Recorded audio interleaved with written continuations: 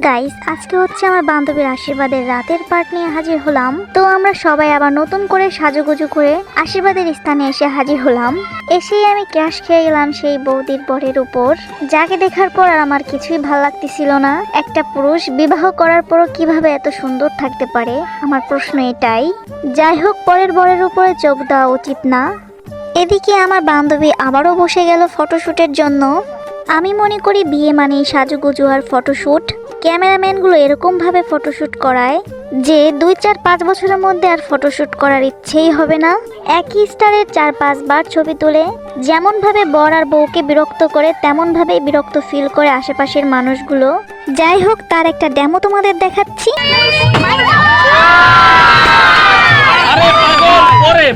আমরা নিব না ভিডিওতে। কি পাগল ভাই এরা? আরে ভাই, পাগল তো আর মানুষ এমনি এমনি হয় না, পাগল তো বানাইছে না আপনারা।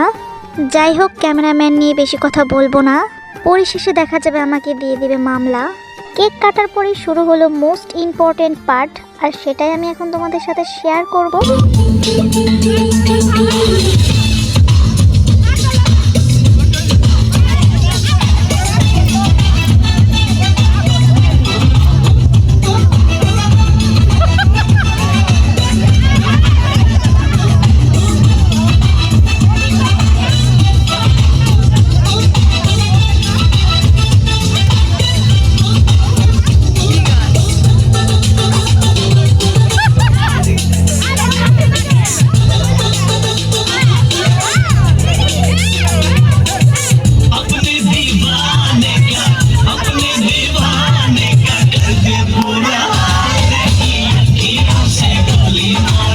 অনেক তো বউ আর বরের নাচ দেখলেন, এইবার চলো একটা বিয়ের নাচ দেখাই।